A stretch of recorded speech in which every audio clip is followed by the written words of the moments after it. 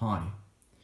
Okay, today we're going to be looking at Batman Gotham City Chronicles and specifically at the solo variant that I created. To do this, we're going to use the good cops, bad cops scenario, which I've set up on the table, and the solo rules version 1.0 that are also up on BGG. So if we just pan away, you'll see I've selected Green Arrow with his bow. I've got Harvey, who's got GCPD, his revolver and lockpick. And I've got Rene, who's also got a GCPD, command unit, a sniper rifle, and hacking equipment. The game is set up. That's the board. What I'm going to do is I'm going to play through one or two turns for the villains. I may well then just automate the hero moves and then show you maybe some exception examples of how we use these solo rules. So here we go. So within the scenario, we've got our time. So we're going to move that on to the first space. The initiative is with the villains. So the first thing we're going to do as part of the upkeep phase is we're going to draw from this deck, which is the Ultima deck. And this will tell us which villain tiles we're going to activate. So here you go. First of all, we're going to activate villain tile 1 and then villain tile 3. So villain tile 1 is our SWAT team. And then there are 3 potential things that they should try and do. First of all, the first thing they're going to try and do is they're going to try and defend against the hero objectives. If they can't do that, they're going to melee, and we know they can't melee. So the next thing is they're going to try and advance the villain objective. So first of all, defend against the hero objective. Okay, in good cops, bad cops, the heroes have got to collect 4 pieces of evidence. So basically what they need to do is they need to defend the bystanders. So at least one of those survives. That's 1 piece of evidence. Then they also need to neutralise either Clayface or the Black Mask in order to collect a 2nd piece of information from a briefcase. Thirdly, they need to activate one of the computers to gain information from that computer. And finally, they need to interrogate one of the SWAT team. And although these guys are in blue, they're on the villain track. So these are villain co-opted bad guys for the purposes of this. So they're the 4 things that the heroes are trying to do. So that's, if you're going to defend the hero objectives, you're going to do one of those 4 things. Just for completeness right now, what are the 2 things that the villains want to do? Right, well, they want to activate these computers as well to effectively deactivate them, remove them from the board. Okay, so that's the first thing. And then they also want to neutralise all 4 of these. So they're the 2 things the villain wants to do. So they're the 2 types of objectives. So if we're looking at defending the objectives, we're basically going to activate the SWAT team. So as per the rules, we're going to take an energy cube. We're going to move that over to here.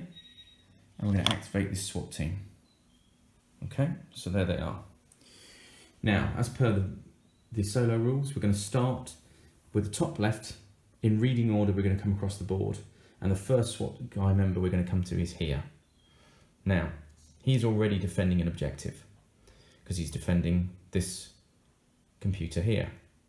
However, if there are allies or heroes attempting to, on that objective, he can attack them. So this guy, to start with, is going to attack this ally here. He gets 2 whites and a yellow. Okay, I'm going to roll those.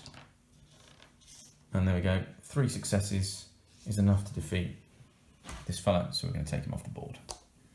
First one gone. Next up, this gentleman here. He's our next SWAT guy. So he wants to defend an objective. Right, okay. What objectives are around him? Well, he can protect Black Mask. He can protect this computer. He could protect this computer, or he could protect Clayface. There are some of his options. He could also come in here and try and attack these guys to get to this guy.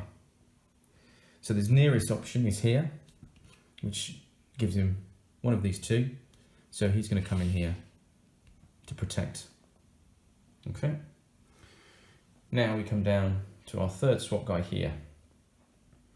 He's all going to want to defend an objective. His closest objective again is here, so he's going to come across to defend the objective here.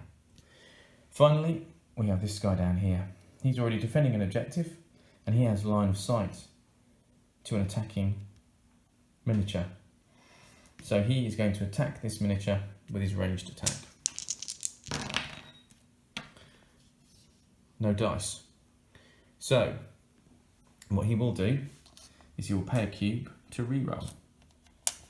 So there we go. We take the dice that are most likely to succeed, which I think are the yellow dice. So they've got a 2 and 2 1s, whereas the white dice have got 2 2s. Oh, okay, so actually the white dice are technically more likely to succeed here, because you've got chances of getting 2s, which is what he needs. And he rolls a 2. So that ally has similarly been destroyed. So that ends the activation of the SWAT team. I'm going to move them across to the end of the river. Now the item that was in space 3 of the river here was this, which is the tile that allows them to place reinforcements. So at the minute there is no option to place reinforcements, so we're going to skip that activation and move on. Okay, I'm going to talk you through another one of the scenarios we have here. Let's just assume that we've activated Clayface here, and let's just assume we've got Green Arrow and we've got Renee Montoya here. Now Clayface can attack either of those two. They're within 2 spaces. He's got reach, which allows him to reach and attack those. So let's just assume he's going to be using a melee attack to attack. Okay, so how are we going to decide whether he attacks Renee or the Green Arrow? Okay, so on our card here it says northwest and anti-clockwise. Now we could say, well, northwest is here, so does that pass through Renee's thing or not? You could argue that that was ambiguous. So I think in that scenario you'd say, okay, well, if you started even from here and went anti-clockwise, you would still be selecting Renee, so Renee would get selected in that scenario. Okay? Now, what if they were here? If it was north, west and anti-clockwise? Well, in this scenario, actually Green Arrow's further away, so again, Renee would still be selected. Now, what about here? Well, in this case, you don't need to worry about whether it's northwest or not, because they're both in the same space. So who's he going to attack now? So down here it says most wounds. So we're going to look at the hero with the most wounds. In this case, Renee has 1 and the Green Arrow has none. So poor old Renee's still in the firing line as far as this is concerned. But let's just change that up. Okay, so now Renee has 1 wound and the Green Arrow was 1 wound. So now who is going to be attacked by Clayface? So we go to our final decision, and that is the order of the heroes. So if you come back over here, finally I think you'll find the Green Arrow comes above Renee. So this time, in that scenario, Green Arrow would be attacked. Hope that makes sense. Okay, another quick tutorial on selecting attacks. So in this case, Clayface is going to attack Green Arrow over here. But I think, as we probably all know, Clayface has got multiple attacks. So here's the card. So he could make 1 attack with 2 black dice, re-rolling 1, or 2 attacks with 2 orange dice. So which one do I use? Attack 1 or attack 2? Right, well, then we need to go back to our card. So let's go back to our Ultima card. And the starburst here says use attack 1. So we'll be doing 1 attack with 2 black dice. Hopefully that makes sense. Okay, so let's have a look at reinforcement. So here we have the second tile in the river being activated, and that tile here is the reinforcement tile. So we're going to pay 2 cubes to undertake the reinforcements. Now, in this scenario, there are 3 options for reinforcements. So, which option are we going to take? Again, we go back to our Ultima card. It says take option 2, but look at higher options if you can't do them. So that's what we're going to do. So option 2 in this case is the extreme motivation. So this is where Black Mask takes one guy off the board in his space, if he can, in order to gain a white die added to his pool. So if he's able to remove a character from the board, he can gain an additional white die for this turn. So that looks like it's actionable, even though he may not use that particular power. It's actionable, so that's what we're going to do. We'll remove that from the board and give Black Mask an extra white die. He also gets 5 reinforcement points. So how are we going to spend those 5 reinforcement points? Okay, so we need to look at what's available in our pool. So over here we've got 2 of the thugs with the crowbars, 2 brutes with the shotguns, and 3 brutes value than the thug. So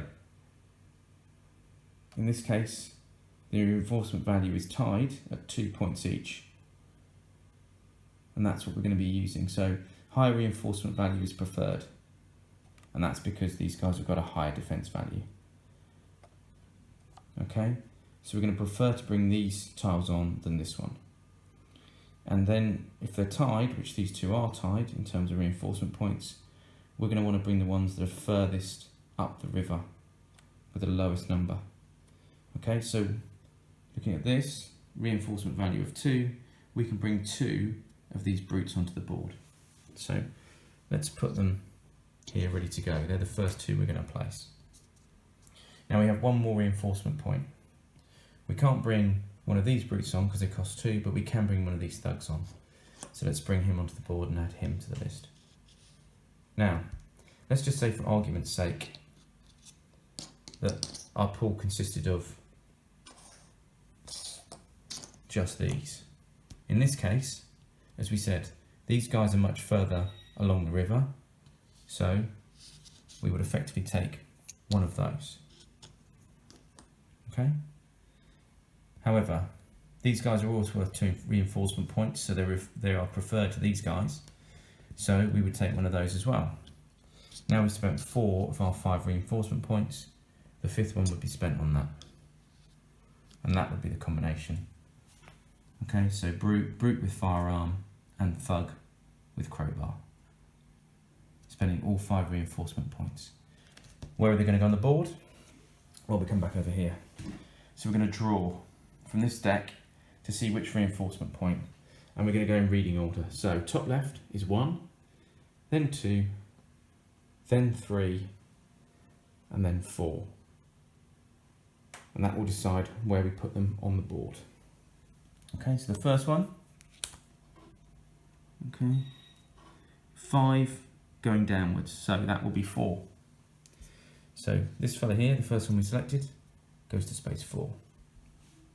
Next up, draw, again 5 going downwards, so this brute's going to go to space 4 as well. And finally, we've got 2 going downwards, so he can go on space 2. Space 2 is there, and there are reinforcements placed.